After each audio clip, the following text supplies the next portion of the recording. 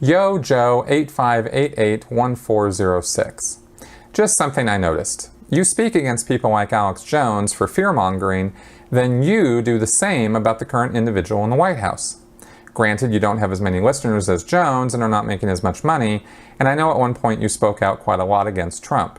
You seemed to have stepped away from politics a bit, but I don't watch all your videos, so I don't know. But how's that different? Not everybody buys into that point of view, so it's not a generally accepted fact that Trump and what he does is scary, so how is that not fear-mongering? All right, well, let's go ahead and take a look at what fear-mongering actually is, because I did use that term advisedly in regards to describing what Alex Jones does and David Icke does, and other conspiracy theorists like, David Avocado Wolf do. So let's be clear about this. The definition of fear-mongering or scaremongering is the spreading of frightening and exaggerated rumors of an impending danger, or the habit or tactic of purposely and needlessly arousing public fear about an issue. This can take the form of psychological manipulation that uses fear-based tactics, including exaggeration and usually repetition, to influence the public in order to achieve a desired outcome. So, what I do on my channel is education. And I do the best job that I know how to do in order to bring facts to people's attention so that they can make informed and rational decisions using critical thinking. That is what I am all about on this channel. I am not selling products based on the stories that I tell or the information that I give. In other words, I'm not selling vitamins, I'm not selling supplements, I'm not selling survival gear, I'm not selling interests in gold or silver or alternative forms of money or exchange or something like that. I'm not selling bomb shelters.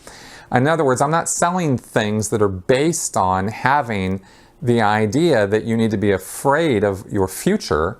You need to be afraid of whether you're going to be alive tomorrow or not because of this information I'm giving you, and therefore the solution to the information I'm giving you is to buy what I'm selling. That is what Alex Jones does. And if you don't believe me, well, check out John Oliver's show last week on HBO from last week tonight, where he laid out exactly how Alex Jones does what he does. That's fear-mongering. That is creating an emotional state in the viewer of fear. You're purposefully scaring people with exaggerated, untrue, fabricated information, right? Which is another point on this. I don't lie. Everything I tell you is true to the best possible way I can check it or research it or know about it. And most of what I talk about is from my own personal experience and my own knowledge from Scientology, where if I'm not an expert in Scientology, I don't know what I would be an expert in, right? So if I can't talk intelligently about that and give you the factual information about what the material says and what they do within the church with that material, that is something I can speak authoritatively on. I try to bring that same level of research to other things that I talk about.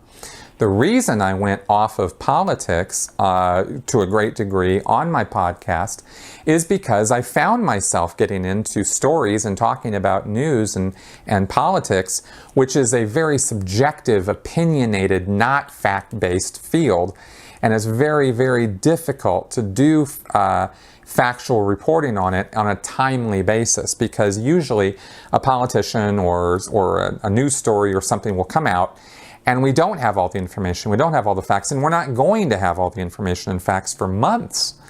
And yet you got to make commentary and talk about it and give opinions on it right now.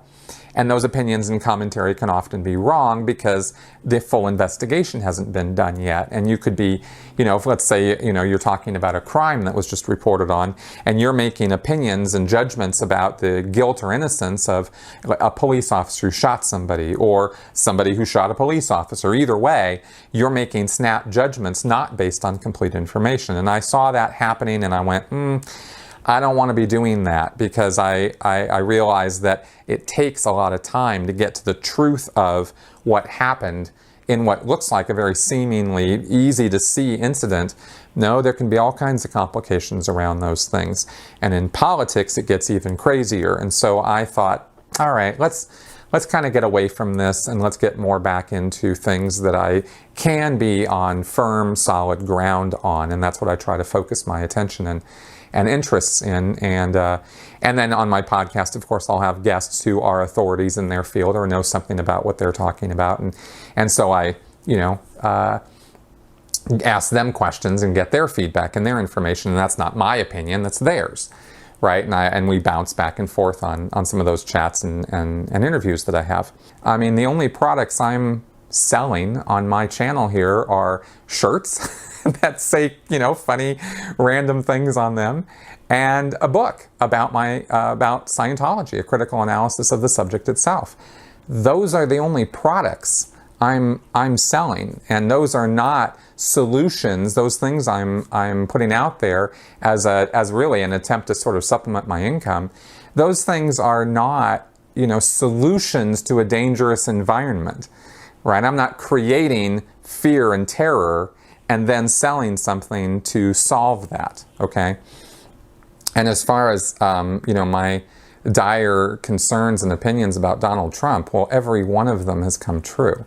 And to say that the majority of the United States does not concur with me is to live in a fantasy world, because Donald Trump's approval rating as a statistic, as one metric, is lowest ever for any president 6 months in. The man is doing a horrible job, and I have nothing good to say about him.